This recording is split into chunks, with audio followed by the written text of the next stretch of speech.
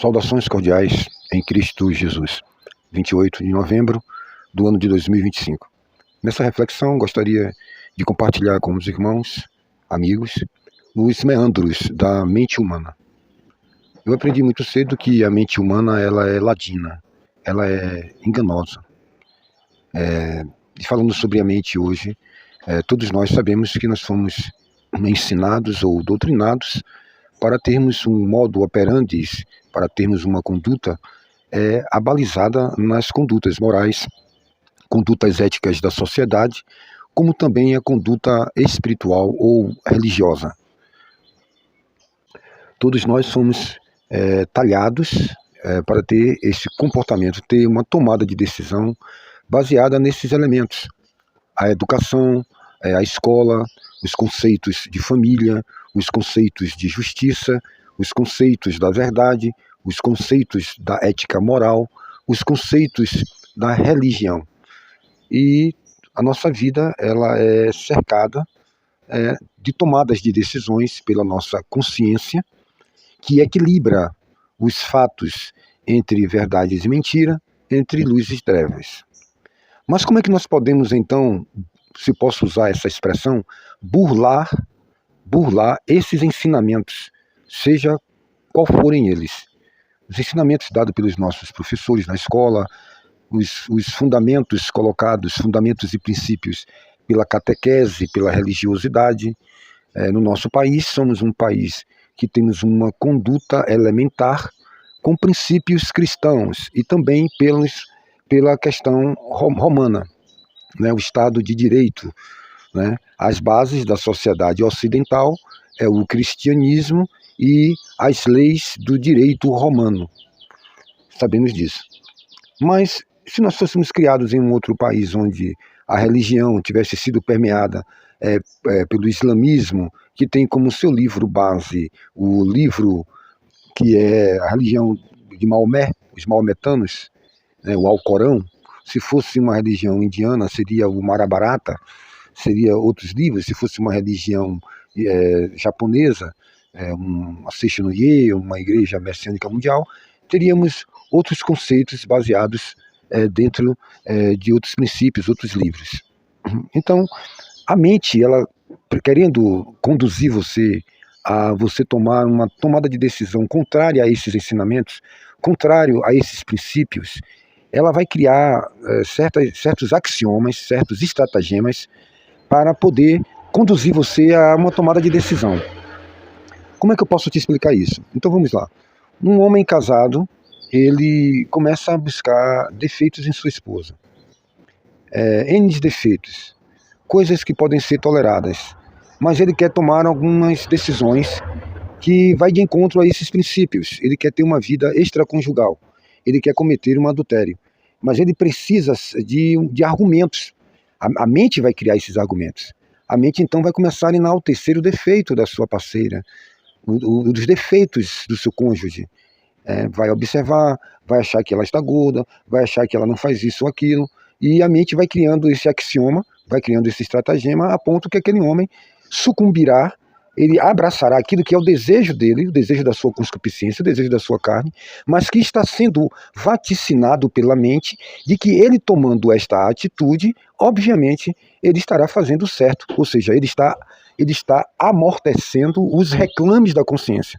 A palavra de Deus chama que ele está com a sua consciência cauterizada, ele não responde mais aos reclames da consciência desses princípios que foram elaborados, princípios cristãos, oriundos da palavra de Deus, das Santas Escrituras, ou algum princípio de conduta moral. Por exemplo, ele passa em frente a uma praça e ele vai ali fazer uma necessidade, ele vai abaixar sua calça e vai fazer uma necessidade ali, vai urinar, ele vai ter falta de pudor, diante de famílias. Ele está quebrando uma regra de uma ética, de uma conduta, um princípio moral, uma falta de respeito. Se ele chega em um determinado lugar e ele solta com palavrões, ele está agindo contra o decoro, contra a ordem. Então a mente dele pode criar também estratagemas, axiomas e levar esse homem a raciocinar de que ele está tendo uma conduta correta. Ele está com a sua mente deteriorada. Um homem, por exemplo, que ele comete um feminicídio, ele mata a sua parceira, e ao chegar na delegacia ele vai trazer muitos argumentos, como se possível fosse justificar a sua atitude. Ele vai dizer que matou a esposa porque encontrou no celular dela um homem dizendo que ela estava muito bonita, e de repente, quando vai descobrir, é um primo, é um parente, é um amigo de infância, até amigo do próprio casal. E depois que ele cometeu essa atrocidade, que ele auto se justificou por uma mente psicopata, por uma mente doentia. E assim nós vivemos numa sociedade onde as pessoas, elas têm as suas formas de pensar, né? É uma questão de um juiz que ele lê um argumento, ele lê uma lei e ele interpreta a lei de uma certa forma. Ou seja, cada juiz vai dar uma sentença conforme o seu conhecimento empírico, conforme a sua cosmovisão, a sua leitura do mundo. Todos vão fazer a leitura do mesmo texto do Código Penal, do Código Civil, de uma lei, de uma conduta, e vai interpretar conforme a sua mentalidade. Mas se ele tiver uma mente corrompida, uma mente com um grau de psicopatia ou qualquer outro distúrbio, né? Se ele tiver uma distorção da sua visão, da sua mente, se for uma pessoa que esteja viciada em uma determinada droga, seja bebida, o álcool, ou seja uma droga química, psicodélica, que vai alterar os seus pensamentos cognitivos, e ele pode ter uma pessoa degenerada, uma pessoa corrompida, e ele vai interpretar e vai trazer milhões de justificativas. Bem, nós vivemos essa sociedade, onde as pessoas elas estão procurando bodes expiatórios. Se você não se atentar a isso, aquela pessoa tem uma capacidade de conseguir fazer você se sentir culpada, ou até mesmo pelo erro dela. Ela cometeu um erro, ela cometeu uma atrocidade, e ela tem um poder de persuasão, de narrativa, de distorcer os fatos, a ponto de levar uma pessoa, através de uma poderosa persuasão, a acreditar que justificou aquela conduta diante de uma resposta a um ato que você teve, que uma pessoa determinada teve. E não há diálogo para essas pessoas. Elas conseguem fazer uma distorção para conseguir viver, conseguir dormir bem, conseguir dar uma resposta à consciência, porque a consciência ela precisa ser corrompida, ela precisa ser cauterizada para a pessoa conseguir viver com seus erros. Então só há uma forma de você mudar, é você reconhecer os seus erros. Uma pessoa que fica se justificando, que fica tentando provar que tudo aquilo que ela praticou é uma justificativa, foi um trauma de criança, foi porque meu pai me bateu, foi porque eu não tive um lar para morar, foi porque eu nasci numa favela, é porque eu não tive como estudar na escola, é porque eu não tive um carrinho bate-volta da Estrela, Rádio Patrulha, no meu Natal. O meu Papai Noel não trouxe a minha bicicleta, a minha Caloi. Então, eu não recebi um videogame. E aí as pessoas elas vão se auto-justificando. Elas nunca vão mudar. Elas vão continuar sendo esse tipo de pessoa. Essa pessoa que a mudança dela, ela não muda. Ela acha o alter ego dela, dá a ela uma imagem perfeccionista. Isso aí entra também no campo do narcisismo, entra no campo, em vários campos de uma psicopatia, entendeu? A pessoa não consegue mais detectar o espectro, o grau do seu erro, né? Simplesmente, ele expulsa demônio em nome de Beelzebul. Ele é do maligno, ele é da linhagem de Satanás. Jesus estava curando, estava fazendo bem, estava ressuscitando mortos, trazendo uma mensagem de pacificação, trazendo as boas novas, mas mesmo assim aquelas pessoas que se sentiam ameaçadas pelo poderio financeiro, sentiram seus impérios ruírem diante de palavras verdadeiras, e aí elas vão tentar sujar a imagem daquela pessoa. Quando você vive querendo estar bem com sua autoestima através do que as pessoas pensam de você, eu não me importo se as pessoas chegam para mim e dizem: ah, você não é pastor, ah, você não é uma boa pessoa, ah, aquele camarada ali é miserável. Rapaz, me falaram tantas coisas de você, eu digo, você teve a escolha de acreditar nessas pessoas. Então, para mim, você é igual a elas.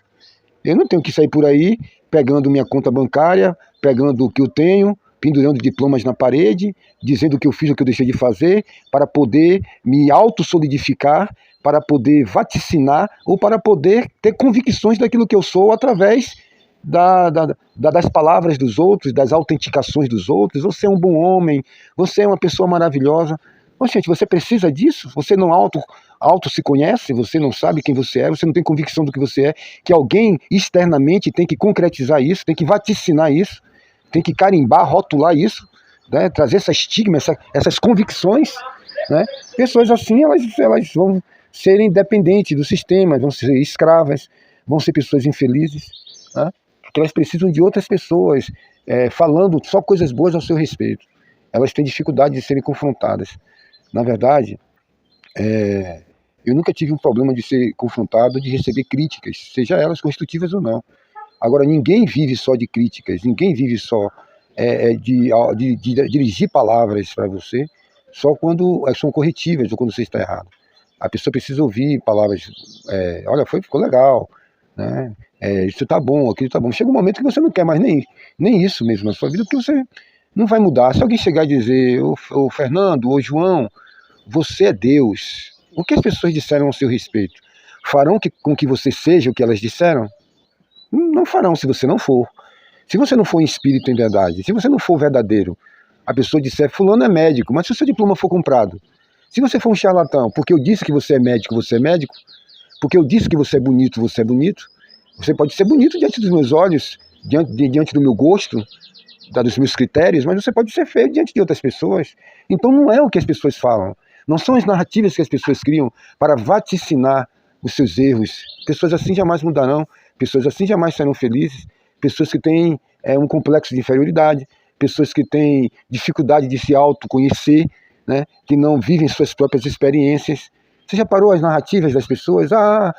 Me disseram que você disse. Poxa, disseram que você disse. Você me conhece há quantos anos? Então tudo entre nós, nossa amizade foi uma mentira. Porque uma pessoa qualquer passou e disse que eu disse. Disse que eu disse. E você acha o quê? Jesus perguntou aos discípulos, o que é que dizem que eu sou? Alguém dizia, olha o que é que diziam. Dizem que você é Jeremias. E Jesus era Jeremias? Outros diziam, alguém diz que tu é Moisés. Aí eu lhe pergunto, bem, Jesus era Moisés? Outros diziam que o senhor é Elias, outros diziam que o senhor é João Batista. Então, e aí? Quem você é? E vocês acham que eu sou o quê?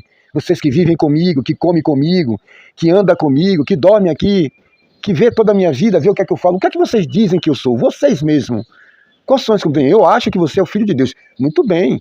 Esse seu achar aí, o que você disse, não vem de você mesmo, não são suas experiências empíricas, não é só cosmovisão, não foi carne e sangue, experiência humana, não. Foi o Espírito Santo que te revelou. Eu acho que as coisas começam por esses pontos, né? Se alguém está criando uma narrativa que você expulsa demônio em nome de Beelzebul, que você é ruim, que você é um louco, que o seu pai é um pobre, que você nasceu lá no esgoto, lá no boqueirão, que você nasceu lá no Baixo Meretriz, que sua mãe era isso, seu pai era aquilo. Se alguém tenta denegrir a sua imagem, isso não quer dizer nada. Isso não vai alterar em nada a sua essência, né? E quantas pessoas que criam narrativas para poderem justificar os seus erros, ou que já estão tão pervertidos que eles não conseguem mais, como Pilatos. O que é a verdade? De tanto burlar a consciência, ela morreu. O apóstolo Paulo diz que a consciência é a âncora da alma, e muitos, negando essa consciência, naufragaram na fé. Eu acho que chega a um determinado tempo das nossas vidas que a gente vive sem muletas, vive na nossa própria fé, na nossa própria consciência e na nossa própria experiência, tendo medo da autoconfiança, né? Tendo medo da autoconfiança. Eu acho que isso que tem sido uma destruição para muita gente, a autoconfiança, né? A gente achar muita coisa a respeito de nós mesmos. Então eu peço que você tenha muito cuidado com a sua mente, porque a mente é ladina, tá bom? Que você possa contemplar a sua vida através de ouvir o Espírito de Deus e de uma busca para dentro de si mesmo. Bem, eu encerro aqui essa meditação. Um grande abraço e Deus te abençoe.